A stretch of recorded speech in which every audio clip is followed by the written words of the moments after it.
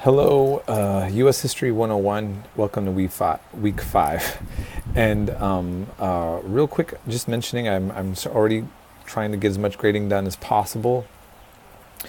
Um, so I have to apologize. I wrote something kind of writing to some of you when I was grading about paying attention to the instructions, and I misunderstood my own instructions. Uh, I had a moment there. I often can be a very absent-minded professor, so I deleted the comments. And so if you actually read any of those and saw them disappear, it's because I was aware that they needed to disappear. So it keeps me humble, these kind of things, right? And it makes me maybe a nicer professor because I understand things on your end, uh, the way things can go. Anyways, having said that, um, I do want to clarify just a few things. First of all, I noticed that my viewers, many of the views went up on this from my last announcement when I made the last announcement. So look, I just want to say I'll try to make these more brief, but the announcements are meant to help you guys. Sometimes I see something that I want to address to all of you because I might see a trend in some of the papers, or there's something about the topic that I want to clarify with you guys. Okay, so in terms of the situation with the revolution, and by the way, I'm here with my neighbor. You might hear talking, or my cousin's neighbors. Anyhow, I don't know if that sound all came in. um, so for the revolution, so most of you didn't tackle the more difficult topic of was it a revolution or not. You basically addressed if you thought it was good or bad. Um, and so, but I wanted you guys also to just really, again, to have an idea about how these things can be debated. It's not really that controversial, really. I mean, in America, it would be for a patriot, but to whether you're saying something's good or bad is more like an subjective ethical idea, right, that you might hold as a person. While the debate of whether or not it was a real revolution is more philosophical and ideological. It is also based maybe on a subjective kind of feeling about something, but overall, it's about clarity about what it means to call something a revolution. And so there, it's a little more of a weighty academic question that would require a greater set of effort into your paper. So I just wanted to point out something. Neil Ferguson, the guy, the Scottish historian that I played at the end clip, I thought he did a very interesting kind of discussion about critiquing the U.S., our War of Independence, our revolution, from a British perspective.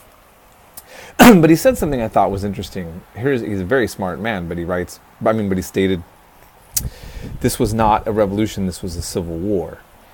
And I would argue that every revolution is a civil war in many cases, right? Because you're having one side trying to overthrow the world order of the other side. The Confederates saw themselves having a revolution, and simultaneously it was a civil war. And the Confederates lost their revolution, and they lost the Civil War, right? So, which we're going to be learning more about. So, I don't know. I thought that was kind of an interesting thing he said. But what I do want to point out, though, is this. What is a revolution? And the way that Americans have perceived our revolution is a little distorted, I do think, from a historical point of view. I mean, look, the 4th of July is to celebrate a declaration of independence. We were not independent. That was an illegal act. That would be considered illegal by any government. The United States now, if California declares itself independent, that is not going to be considered acceptable. That's just how, for the states, right? And when revolutionaries, should I say, the patriots, as we call them now, shot at the British Redcoats, that was cop killing. I mean, that's a controversial thing to say, but I want to point out something. The British might have felt like foreigners, which is, I think, essentially why we did have a revolution, because the British military didn't feel like it was integrated. It felt foreign to the colonists, or many of the colonists that wanted to side with turning against the British. But that was law and order. I mean, we learned that one case where Adams defended the British soldiers with the Boston Massacre. But the whole revolution was a massacre of against law and order. I mean, and so here's something I want you to think about, right? Okay, so I'm going to be a little bit controversial on this point, but I just want to kind of draw a point. Most clean-cut white people of upper middle class that I've always talked to, and this is my own anecdotal kind of experience and discussion, have only had positive experiences with police for the most part, and see them as security and safety. Many of my friends of color, Black and Latino, that are law-abiding citizens and are not causing trouble have had the exact opposite experience often. Now listen, some of you my viewers here are perhaps studying law enforcement or are police and are doing a good job. Look, I'm not making a generalization. What I want to point out is this, though, is that when it comes to law and order, when one group feels that they're not, that the law is not for them but is against them, that it's another entity against them as a people, that's when there's a backlash against law and order, right? And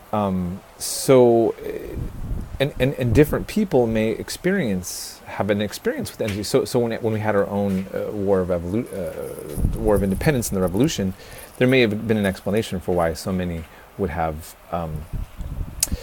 not wanted to support the revolution, because maybe they had a positive experience with the British. Hi, you guys. Want to say hello? Hello. Say hi.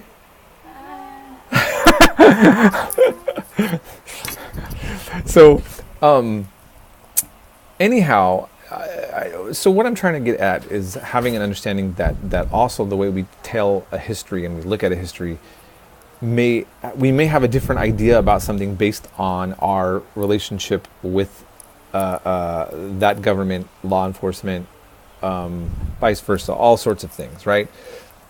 Okay, so I kind of lost my train of thought. I kind of went off too many different tangents, but I hope you're getting what I'm saying about the task of the historian and looking at things from a broader or wider range of perspectives. So even like with this Zen book, just to remind you guys, he is celebrating American history.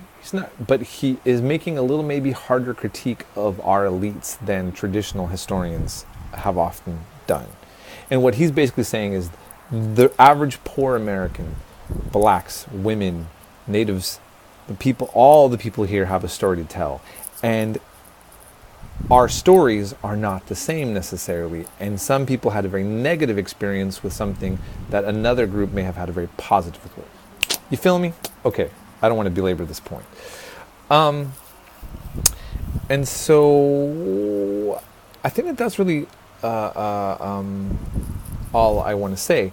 I'm giving you guys a few clips of my life here in Thailand a little bit. I'm still here, as you can see, and that was my cousin's wife and their son. So anyhow,